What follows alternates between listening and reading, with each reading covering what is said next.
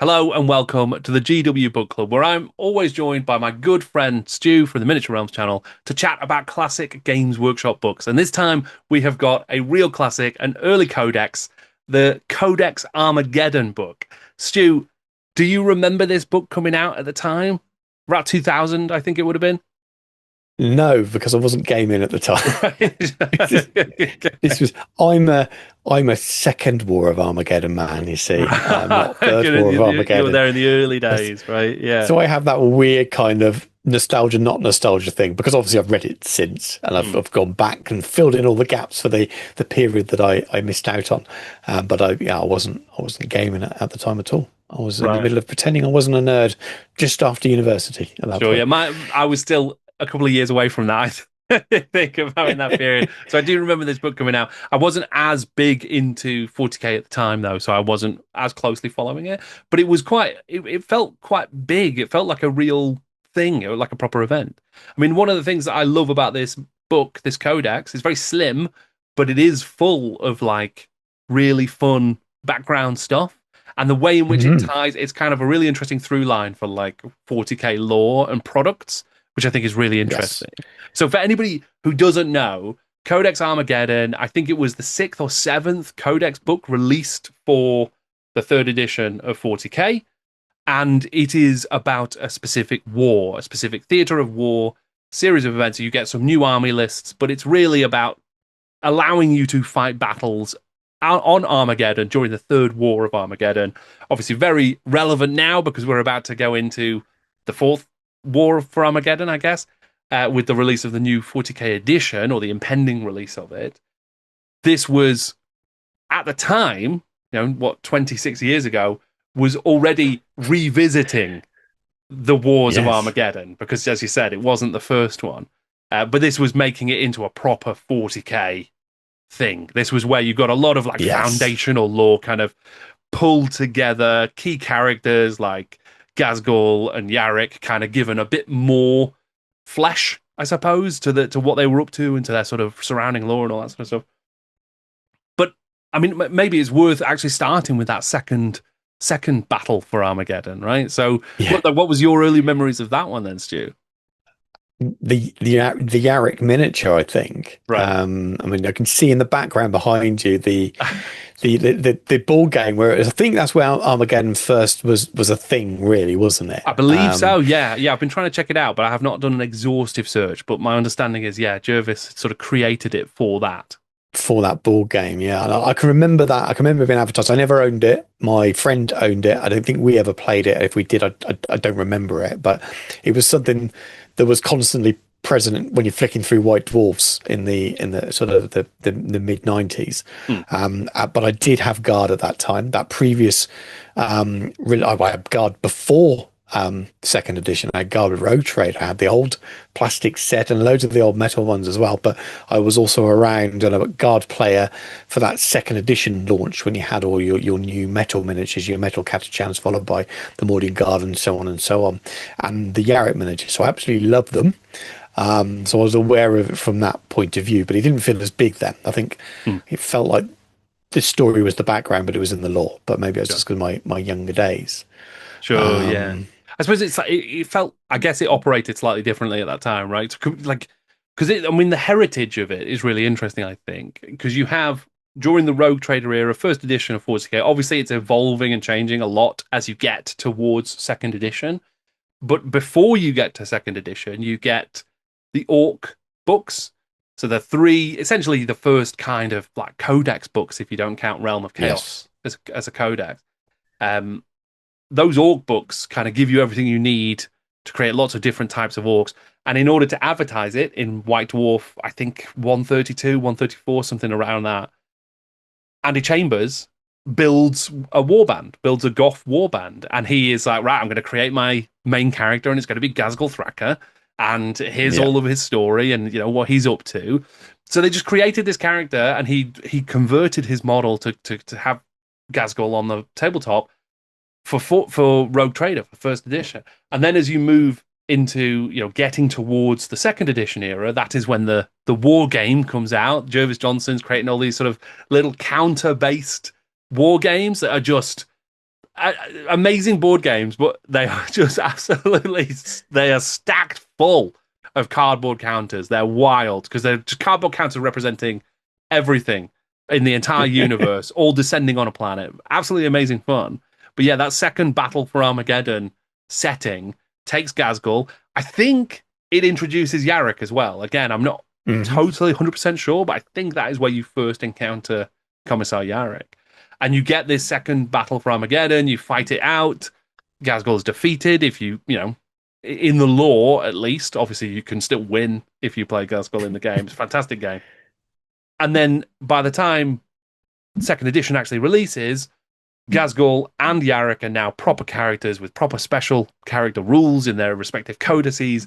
And then now third edition, Codex Armageddon kind of draws all of that together and says, let's do it all again. Let's do a third War for Armageddon.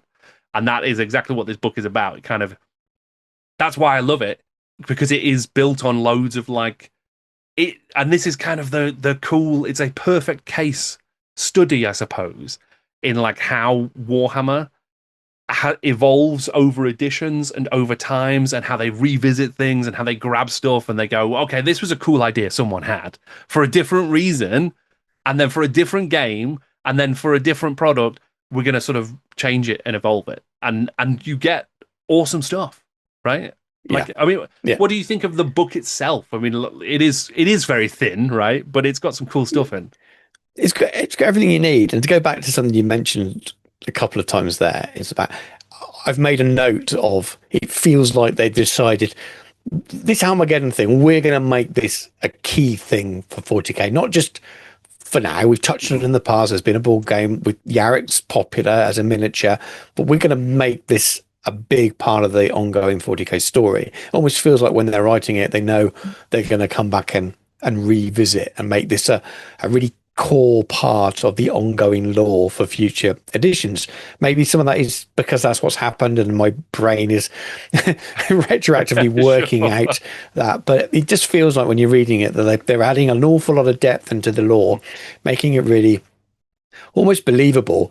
I'm skipping forward to the last couple of pages, but there's this loads of detail. Even the force organization, just this regiment is there, this regiment's there, this regiment's there, and it feels like you haven't seen that kind of stuff before you get to some of the Forge World books in much later eras. So it does feel like they've decided this is going to be a big thing. It's going to be something that, if you talk about Warhammer 40k, it's going to be a main story arc. Obviously, as the lore's built over the years, this is Ulanor. This planet, Armageddon, is Ulanor, which is this great battle that ended the Great Crusade, finally defeating a great orc while back then. Orcs now see this as this almost godlike planet that they must make a pilgrimage to as well. So so much centers around this planet for lore, and I'm not sure they really decided that it was going to be that important until this book, maybe, or this era, and this started all of that. So I'm feeling that from reading it. As I said, it might just be my brain reverse engineering everything. But then, it just feels like they've just to make a codex out of it. Feels like that's what we're going to try and start something big here. Yeah, and I think there's an interesting that reverse engineering piece, though. I think that's actually quite an interesting way of looking at how Games Workshop have sort of operated. Because I don't think when they made this Codex book, I don't think they were thinking that far ahead. I think that's obviously later writers or the same writers at times revisiting and kind of saying, right, what else can we use this for? How else can we make these things like work? For me, there's a really fine line in how you do that. And I think we've seen great successes over the years from Games Workshop. We've seen less successful stuff. The reason I think there's a fine line is because you don't want to make the universe feel too small. So the more times you revisit something and the more like emphasis and importance you put on like a special prophecy or whatever, like that can make it feel like, oh, okay, so this wasn't just an epic battle that happened in the 40k universe, because there's always epic battles happening in the 40k universe. This was like one of the fated ones, which is fine, don't get me wrong, and can work really, really well. I don't think you want to do that all the time. You want to kind of leave, you still want there to just be, this is just one of those things. For Commissar Yarrick, this is a Tuesday. right? It's just what happens in the 40k universe is that the greatest war ever seen descends on the planet, and you have to fight to the death, and that is happening like left, right, and center.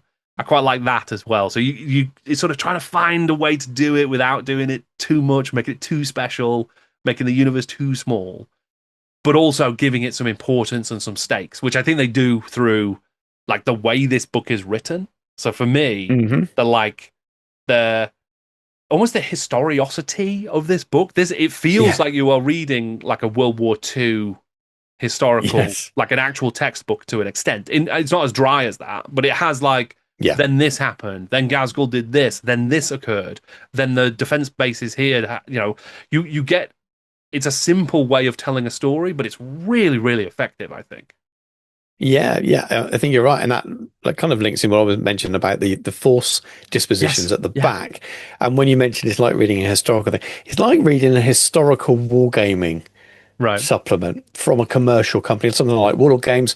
When they produce a supplement for Bolt Action, they do campaign supplements, and they're quite often like this. You've got your history in their case, or lore would be in the 40k case, and you've got not so nice pictures, you've got force organization charts and who was actually there, you've got some stats to play the games for the troops you need to take. It's all there. You've got some maps and things. So yeah, it's got all those elements. Mm. It's not just a lore of this faction and here are their rules like a standard codex. It's there. You've got those elements. They're slightly smaller, but this is all the stuff that you need, the information you need to go and recreate this in this historical massive story arc. Yeah. And it works really well.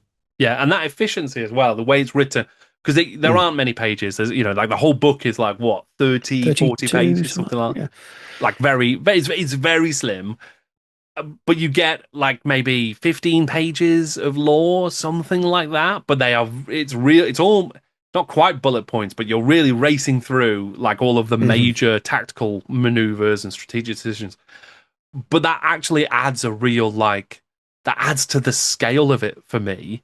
It's almost like there's no Yeah. time. There isn't time to get into like the real nitty gritty of this, that, or the other because all of these massive things are happening, and it goes through the second war for Armageddon, and then it's like, and this is what Gaskell did in the intervening time, and it's really cool. I really like it because it does paint a picture of like this really smart but still very orky guy who like is still driven by the sort of orcish madness, Yeah. and and he is a magnetic personality, but he's taking advantage of the smart.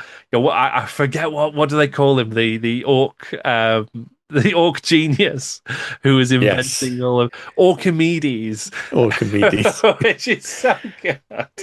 Who Orchimedes has been inventing all of these like cool technologies, or at least they assume there's someone out there called Orchimedes who's come up with like teleporters, and like there's an amazing thing about all of these space hulks that they've used to invade the sector with.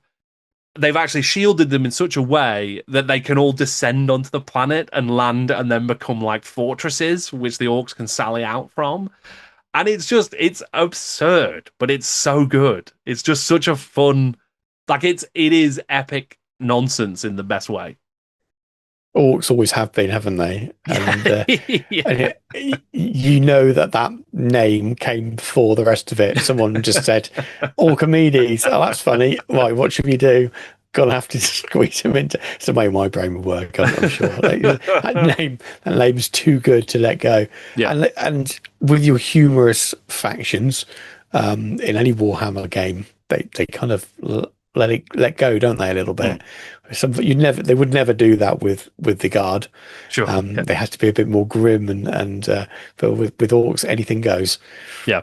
I do like this as well because it is, it's not chaos. This is it's orcs. There's a big threat. That was the first war game out of Armageddon. Sure, yeah, that's going back a bit. But no, I like that, and I think we've seen a preponderance of like chaos-based mega threats to the galaxy. Don't get me wrong, there have been others. Tyranids turn up fairly frequently as well. But we don't often get to see orcs as like a legitimate threat. Normally they're a bit of a nuisance. They're cockroaches in space, right? Yeah. Who get in the way. They can be dangerous. They can cause you trouble.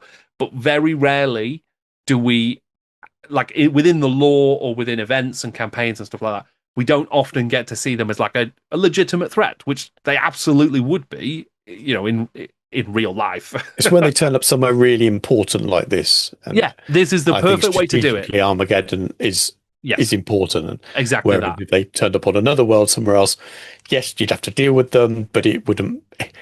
It would be page 4 news, Yeah. not page 1 news. Which again is a nice way of like raising the stakes. It's it's a world that matters. It's in a sector with forge worlds and a lot of important worlds. This is a hive world, so you get like in the original battle for Armageddon, they talk about like the gangers of the hive worlds. Now that came out pre Necromunda, so those gangers that were being referred to most likely were like confrontation gangers, and it's like drawing in those kind of confrontation things. Here we get, okay, well, you still got all this hive world stuff. There's actually like a Van Saar ganger who's been converted into an Imperial Guardsman. Like, and so there's these little threads of like, that's neat. That's like a nice way of updating this thing that existed in the previous version and like honors that sort of earlier version. But yeah, as far as a like tale of war and setting up, this is a significant battle or a significant series of battles. It sets the scale of it really well. Like it feels like, okay, this is serious. Like the way that, it talks about the Gargants, talks about these like underwater submersibles, like tanks that come out carrying lots of orcs, these fortresses, teleporters that are dropping orcs everywhere, left, right, center, all of the sort of the fighter bombers and all that sort of stuff. It's great. It's tapping into lots of different stuff and giving you lots of different, like, you can play loads of different types of games here if you want. It's inspiring, which is what I think it should be. Yeah, really inspiring, really taps into the imagination side. So you've already touched on it there when you talked about the ganger. I think it's page 19. I look at my notes. It's just a heavy metal page, but with different miniatures painted, but it's a way of displaying all the different guard regiments or some of the different guard regiments that were present there. And one of them is a ganger from a hive world. But aside from it being a fun page of miniatures, that's kind of saying doesn't matter who your guard army is, how you've painted your guard army, you can join in here. What Space Marine chapter? Well, there's loads of Space Marine chapters are involved in this. So yes, they're the main ones in the main story arc, but this chapter was there as well in this area because you've got different battles going on in different sectors of the world. And I think it's kind of saying it doesn't matter what your Imperial army is, you can kind of jump in on this campaign. A little bit harder if you're playing the evil sides. You have to be orcs really. There's no room for the they talk about to really squeeze in. Like you can have chaos mercenaries. Yeah, I suppose so. There's always a way. I'm a narrative game, and there's always a way. There is always. It mentions tyranny. Anything in. Because I thought it was quite funny, is it literally says, "Oh, like maybe you're chaos or like Dark Eldar like mercenaries who have been hired by the orcs." And maybe you can come up with your own idea for Tyranids. So they obviously didn't come up with one themselves. We couldn't think of it, but maybe you can. Well, we couldn't think of anything sensible enough to put in print. The space hulks landing on the planet, you absolutely could, even though they're infested with orcs, you could easily have a space hulk that's also got a Tyranid infestation on that's now on the planet as well. Yes, there you go. Of course you could. There's Tyranids running about as well. Sorted. But yeah, it feels like this is a campaign for all, and I like it. It's good. Yeah, it's great. That page of like Imperial Guard, the Ever Metal page that you mentioned, also has a Death Corps of Krieg trooper on it, which I think is the first appearance of might Krieg be. in the game. Might be. Yeah. And it is literally just like, here is an alternative like paint scheme. I think I'm right in saying that. Correct me in the comments if I'm wrong and I've missed one. But like, it is a very early appearance at the very least.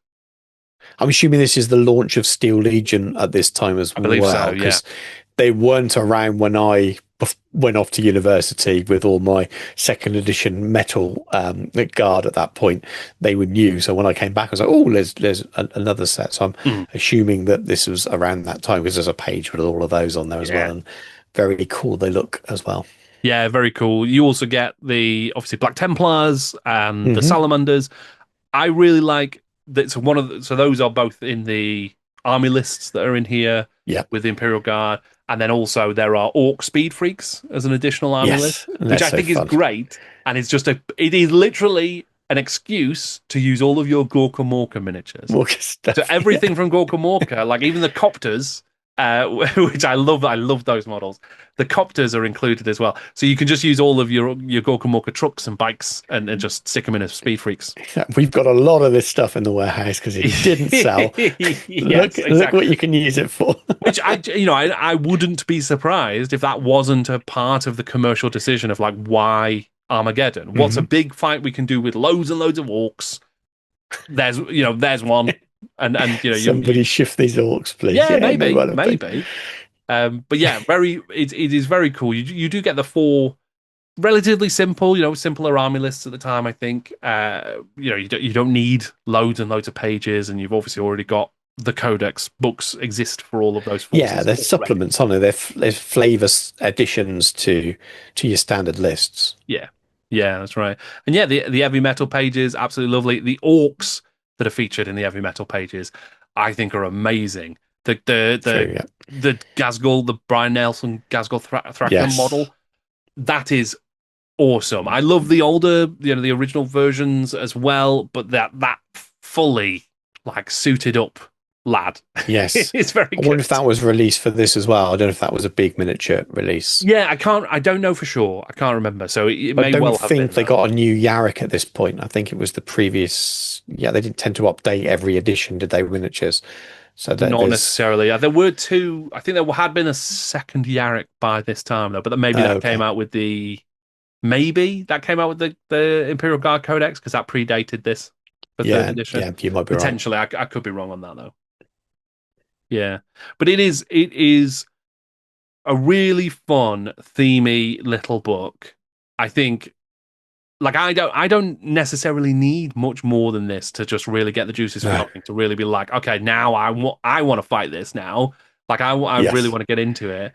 It puts you in a really cool place where like because Gazgul is presented as being quite smart. He spent 50 years planning this. He's got an enormous war. He's done he's got all of this cool technology and all these cool ideas. His first invasion turns out to have just been him. He's like the raptors in Jurassic Park testing their fences.